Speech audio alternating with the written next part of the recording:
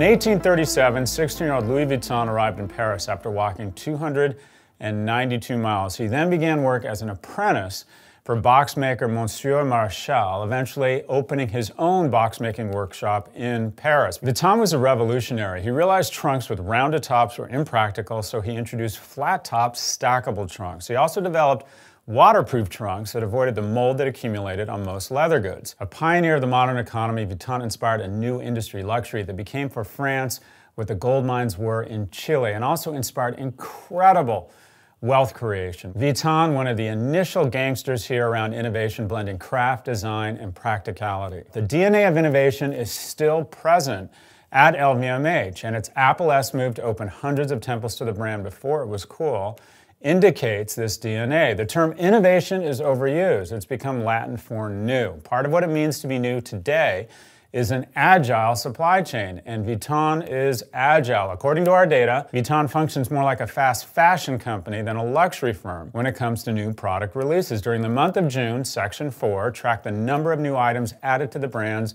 new arrivals page each day. Vuitton released new products almost every weekday, more consistently than any other luxury brand. This release schedule feels more like fast fashion brand Fashion Nova than Gucci or Dior, who drop new products only 2 or 3 times a week. There's evidence this strategy is paying off. Vuitton site traffic is up year on year and bested Gucci in February 2019. In addition, Vuitton site visits per visitor are also greater than any other luxury brand we tracked, indicating Vuitton's site content is sticky. June is the tail end of spring-summer collections for fashion brands, and fall-winter collections haven't been released yet, so it's notable that Vuitton consistently releases new products during this sleepy time for shoppers. It's not the sheer volume of new products, but the cadence. Vuitton spaces out releases and focuses on products that are easier to produce in the off-season. Handbags account for half of LV's new products, but a quarter of these new handbags are wallets or coin holders, smaller leather goods that typically require less time to create. A third of new products are jewelry, belts, keychains, cufflinks, and sunglasses, products that are either licensed or require less time from the atelier. New product releases also include trend-driven items such as fanny packs,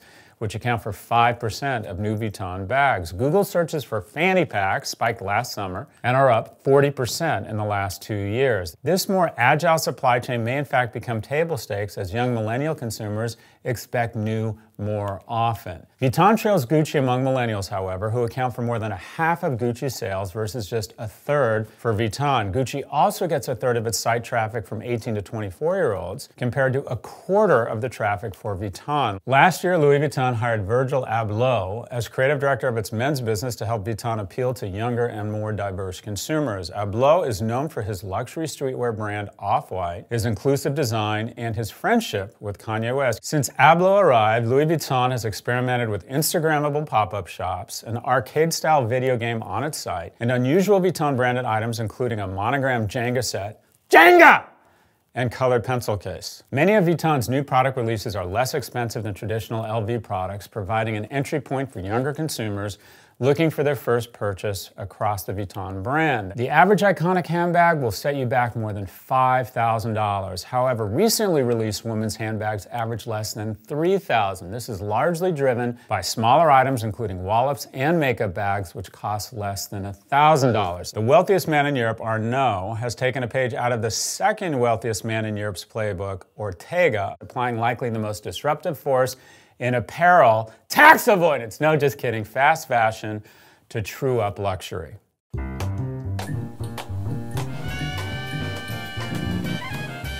Real questions that I have not reviewed before. So first one, from @DalPizal.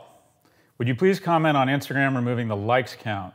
Instagram says it's to improve users' well-being, but some influencers question if the main reason wouldn't be to weaken them and thus redirect brands back to Instagram's native advertising. You know, I find that for the most part, the good people at Facebook are only concerned with the condition of our soul and taking care of us when we get older. I think it's probably a healthy thing. I think that they will gloss over the fact, what you're saying is probably correct, that they want people to stay on the platform. There seems to be a trend moving away from an influencer economy where they no longer need the influencers and just want to promote the brands they want to promote.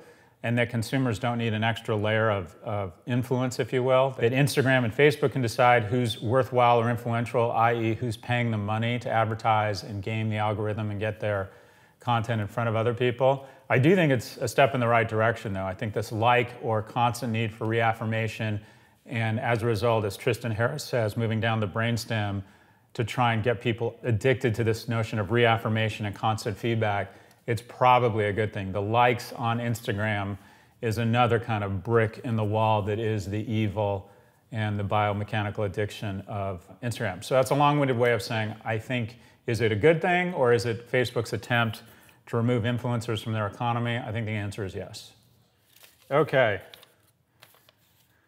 What things have had a positive compounding effect in your life? Well, first and foremost, sunscreen, as I have what I would describe as the complexion of a 24-year-old. Just kidding. Relationships, you know, I have good friends, close friends that I've known for a long time. I've done a pretty good job of keeping in touch.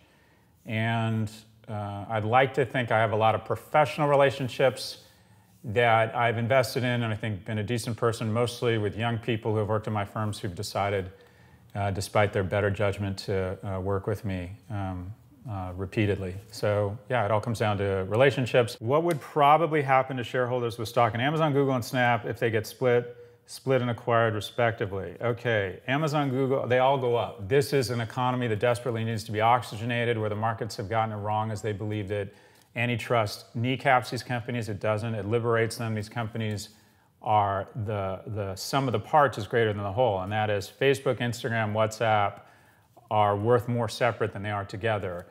Amazon and AWS are worth more than just Amazon is right now, and YouTube and Google, I think, are ultimately worth more as separate companies than they are combined. So those companies go up.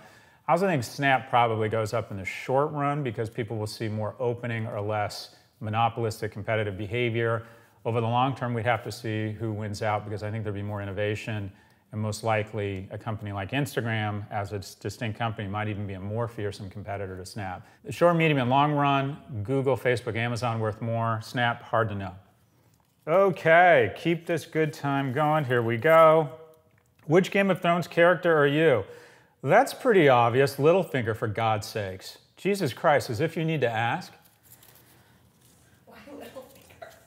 Littlefinger, the guy who owns the whorehouse. Boom, what is this? We have no idea, but we're enjoying it. And please submit your questions to Prof Galloway on Twitter. And it's a pretty high bar. You just actually have to send us a question, and we'll read it on loud. And who knows, maybe you'll get a free gift. But anyways, please send us your questions, and we'll see you next week on Prof Galloway's Office Hours.